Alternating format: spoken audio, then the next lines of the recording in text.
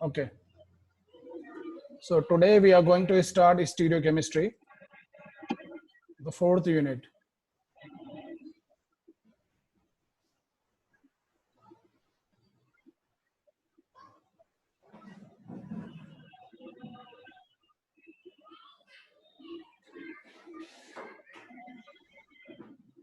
Okay, just wait.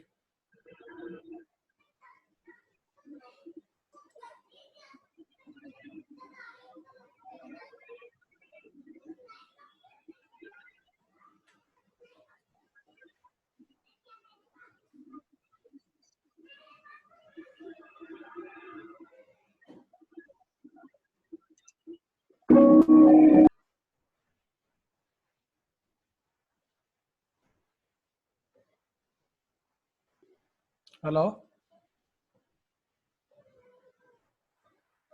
Yes, Hello? sir. Sir, Stereochemistry video I had made. Did you get that video? Hello? no, sir. No, sir. No? No, sir.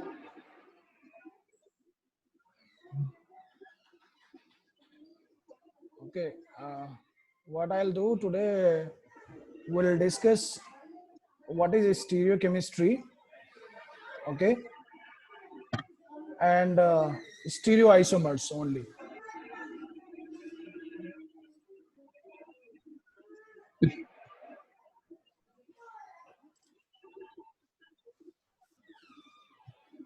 Hello? Yes, sir. Stereochemistry and stereoisomers.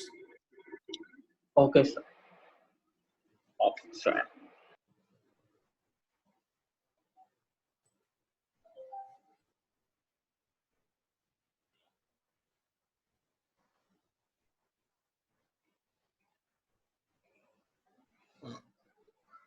So we'll start stereochemistry.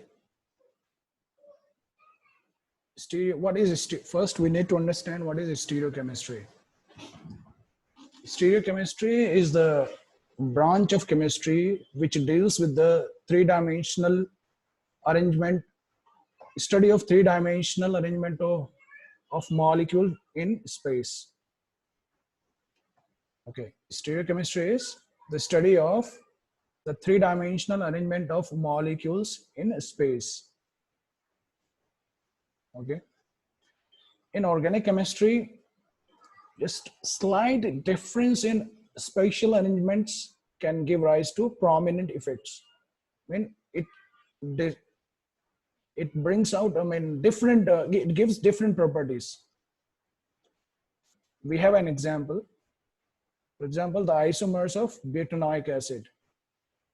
See, these two are the isomers of butanoic acid. The first one is fumaric acid. The melting point is 287 degrees Celsius, while the malic acid, the melting point is 138 degrees Celsius. Fumaric acid is an essential metabolite, whereas malic acid is very toxic in nature and irritant.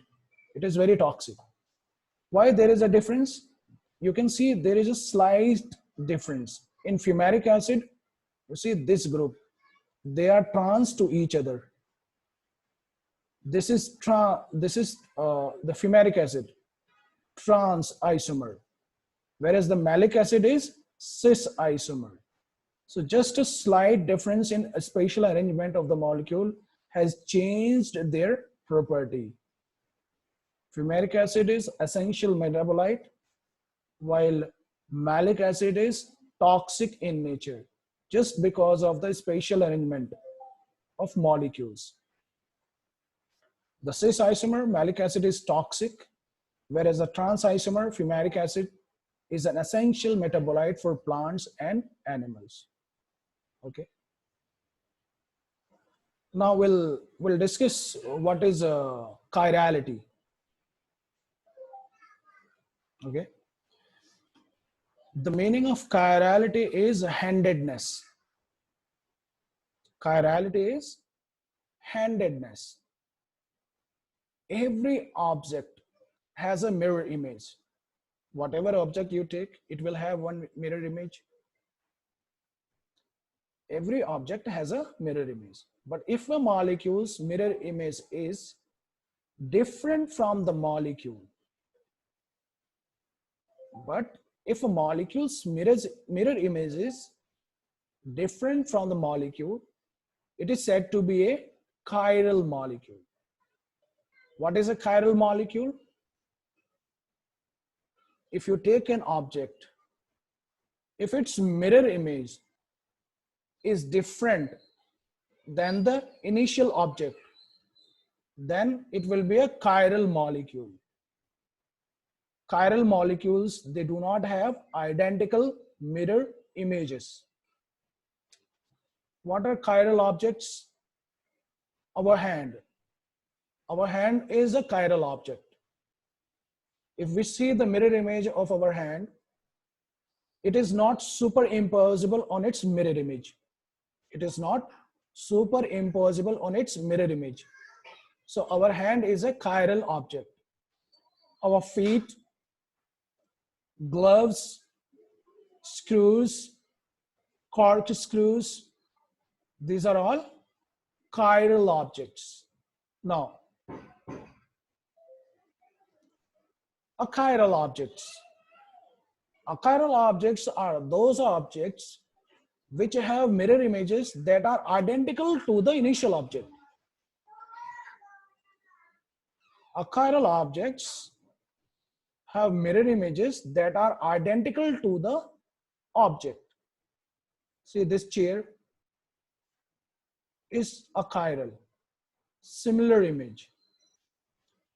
You see, hand, right hand, it has a mirror image similar to the left hand. So the right hand is a chiral object. Even left hand is a chiral object. See, screw, scissors, they are common chiral objects. Screw, scissors, the car, these are all chiral objects. So, well, this is chirality in organic molecules. Chirality in organic molecules.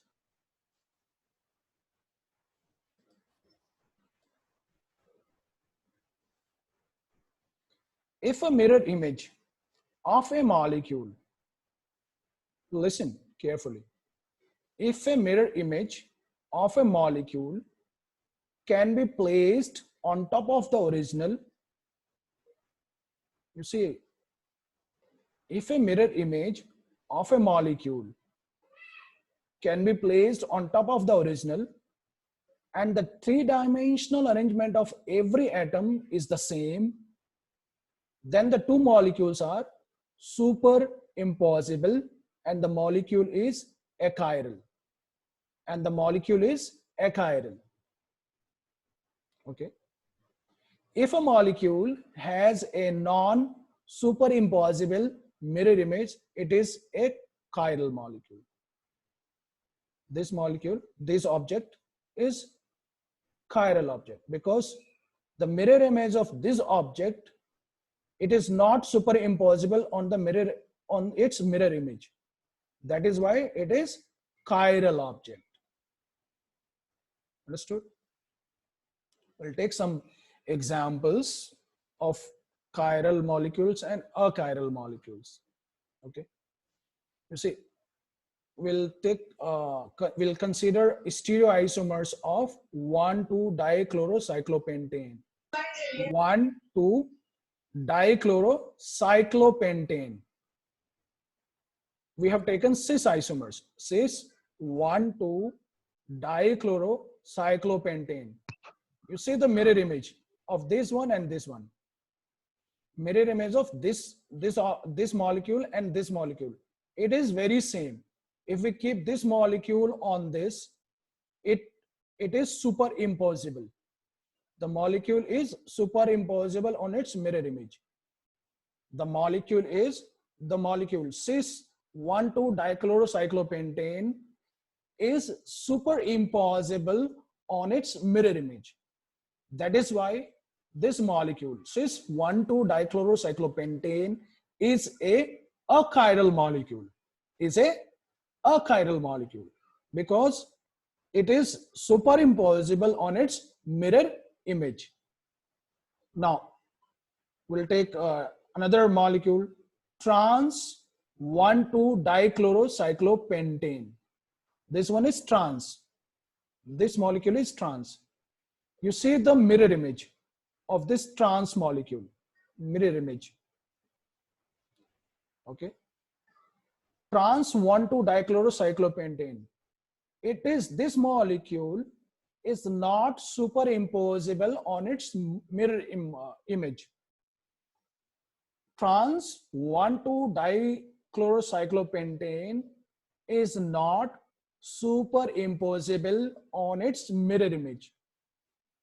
This molecule is not superimposable on its mirror image.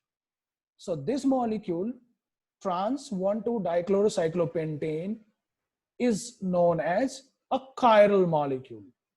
A chiral molecule. Understood? The cis isomer has a superimposable mirror image. So that is why it is a chiral molecule. The trans isomer is non-superimposable on its mirror image. That is why it is a chiral molecule. Understood? What is chiral and what is a chiral molecule? Such pairs of non-superimposable mirror images are called enantiomers. So these mirror images, they are known as enantiomers, non-superimposable mirror images. What are enantiomers? Non-superimposable mirror images. What are enantiomers? Non-superimposable mirror images. They are known as enantiomers. What are enantiomers? Non-superimposable mirror images.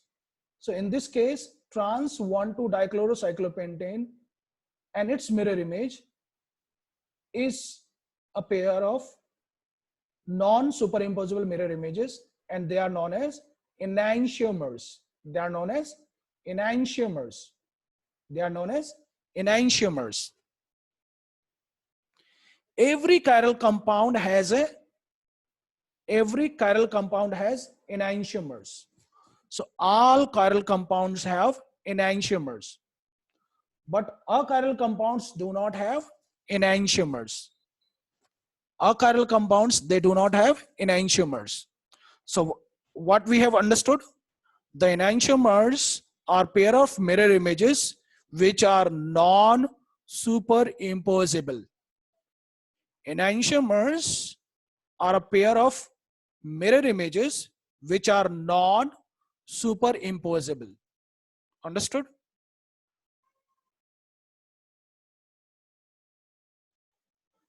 See, we'll consider one more molecule. Rings are not essential for chirality. Consider 2-bromobutane. We have taken 2-bromo, 1, 2, 3, 4. 2-bromobutane. Bromine is at carbon 2. 2-bromobutane. See, 2-bromobutane cannot be superimposed on its mirror image. See, this is the 2-bromobutane structure, and this one is the mirror image of this 2-bromobutane. You can see this is not superimposable. 2-bromobutane cannot be superimposed on its mirror image. So we can call it is a chiral molecule, and it exists in two enantiomeric forms. It exists in two enantiomeric forms. We can see clearly this is 2-bromobutane, and this one is the mirror image of this 2-bromobutane. If we try to place this molecule on its mirror image, it is not superimposable. It is not superimposable. In that case, we can call it a chiral molecule. A chiral molecule. And this is a pair of enantiomers. These are a pair of enantiomers. Any carbon bound to 4 different groups will be a chiral center. Any carbon bound to 4 different groups will be a chiral center. So what is a chiral center? A chiral center is a center which is bound to 4 different groups of atoms or molecules. A carbon which is bound to 4 different group of atoms or groups of atoms. We can see this star here. This is a chiral center or chiral carbon. This is also called as chiral center, or we can call it a chiral carbon. Chiral center or chiral carbon. You can see it is bonded to hydrogen, bromine, methyl group and ethyl group. That is why it is a chiral center, or we can also call it a chiral carbon. We can also call it a chiral carbon. Any carbon bound to 4 different groups will be a chiral center. Any carbon bound to 4 different groups will be a chiral center. So we can see here, this carbon is bound to hydrogen, bromine, methyl group and ethyl group. That is why it is a chiral carbon, and it is also known as a chiral center. A chiral center. Understood? See, any sp3 atom connected to 4 different groups is a chiral center. Any sp3 atom connected to 4 different groups is a chiral center. This is a carbon. It is connected to 4 different atoms. 1, 2, 3, 4. 4 different atoms. They are not identical. They are different atoms or group of atoms. So that is why, and it is sp3 hybridized. Hybridization is sp3. sp3 hybridized. The hybridization of carbon is sp3. So any sp3 atom, this carbon atom, connected to 4 different groups, 1, 2, 3, 4, will be a chiral center. It is a chiral center. And you can see its mirror image. This is the molecule, and this is a mirror, and this is the mirror image of this molecule. If we try to put this over this molecule, it is not superimposable. So they are enantiomers. They form enantiomers. They are not superimposable mirror images. So we have understood enantiomers are non-superimposable mirror images. What are enantiomers? Enantiomers are non-superimposable mirror images. What is a chiral center? A chiral carbon connected to 4 different group of atoms or atoms. Such a carbon is called a chiral carbon atom or a stereocenter, and is usually denoted with an asterisk, this star asterisk, as we have seen here, asterisk. See, again, we can denote, or we can represent a chiral molecule like this. This is a chiral center or carbon. It is connected to A, B, C, D, 4 different atoms. And this is the mirror image of this molecule. Again, they are a chiral molecule. They are chiral molecule, chiral objects. They are not superimposable mirror images. They are not superimposable mirror images. They are not superimposable mirror images. And they are enantiomers. Now, a very important topic will start. RS nomenclature. R and S nomenclature. How we can assign R or S to any given compound. Okay. RS nomenclature. To distinguish between two enantiomers,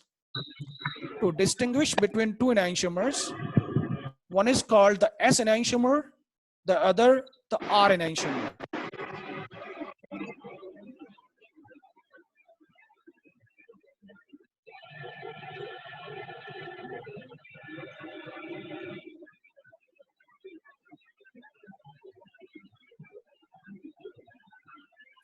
Okay. RS assignment. Why do we give RS assignment? To distinguish between two enantiomers. The one called is S enantiomer, the other called the R enantiomer.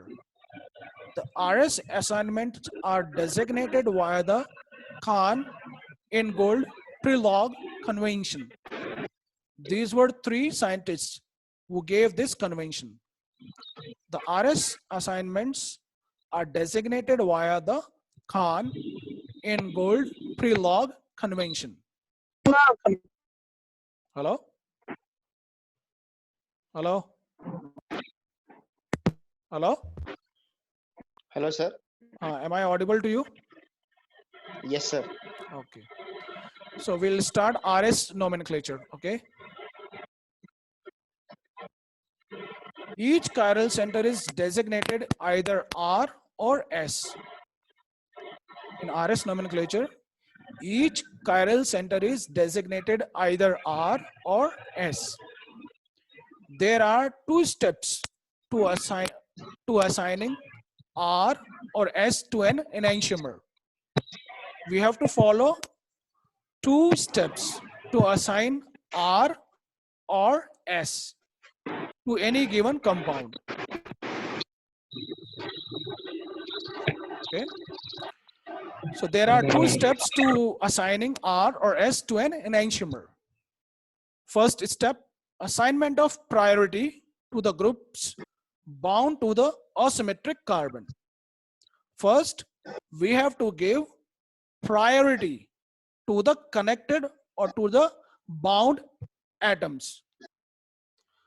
Assignment of priority to the groups bound to the asymmetric carbon.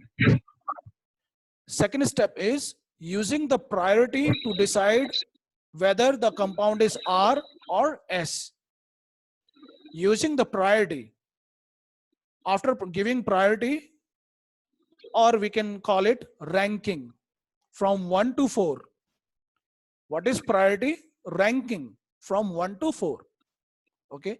After giving the priority or the ranking, this priority or the ranking is used to decide whether the molecule is R enantiomer or the S enantiomer, whether it is R or whether it is S. Understood? Now, how we do this? Assignment of priority. First, we have to give priority to the bound atoms to the carbon. First step, atoms with higher atomic numbers receive higher priorities. Atoms with the higher atomic numbers, remember, atoms with the higher atomic numbers receive higher priorities. Like iodine will be given first priority, sulfur the second priority, oxygen the third priorities, nitrogen the fourth priority, carbon, then carbon 12, lithium, hydrogen, tritium, hydrogen or deuterium, then the least one is hydrogen. So if in the molecule there are 4 atoms or group of atoms, the first priority will go to the atom with higher atomic number. Understood? Now, in the case of the same atoms being bound directly to the chiral carbon, suppose same atoms are bound to the chiral carbon. we go to the next atom along the chain. We will go to the next atom. Like we have this BrCH2. So BrCH2 will be given priority instead of Cl2CH. Okay. So BrCH2 will be given first priority. So second atom we have to see, or the second molecule we have to see after first. Then this chlorine, then this one, then this one, chain one, then this one. So priority is decreasing. The first priority will be given to this bromine, then chlorine, then the chain structures. Okay. Now the next one, double and triple bonds are treated as if each bond were to a separate atom. Double and triple bonds are treated as if each bond were to a separate atom. Suppose or imagine that each pi bond is broken and that the atom at both ends were duplicated. Imagine that each pi bond is broken and that the atom at both ends were duplicated. If there is a double or triple bond in the atom or in the molecule. Okay. Now the second step, R and S assignments. The molecule is drawn in 3 dimensions. First we have to draw 3-dimensional molecule. The molecule is drawn in 3 dimensions and arranged in such a way that the bond between the chiral carbon and the lowest priority group heads back into the paper. Now, we have to draw an arrow like this arrow. We draw an arrow from the group of highest priority.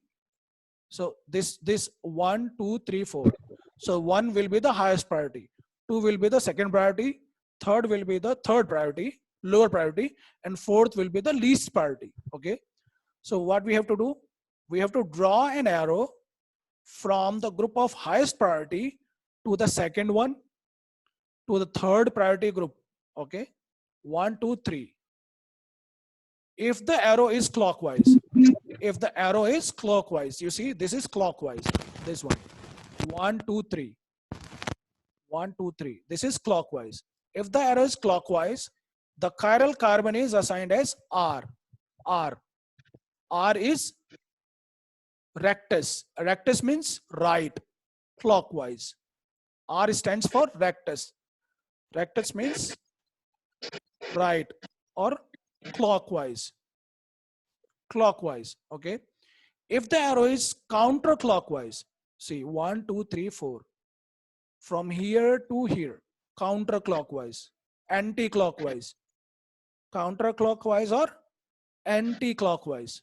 If the arrow is counterclockwise, the chiral carbon is assigned as S. S means sinister. Sinister means left. Okay. So this S, counterclockwise. This is clockwise. If it is clockwise, it will be given R assignment. If it is anti-clockwise, it will be given as S assignment. Understood? So suppose this is the molecule. Now, and these are 4 group of atoms. Atoms or group of atoms. 1, 2, 3, 4. We have to give priority.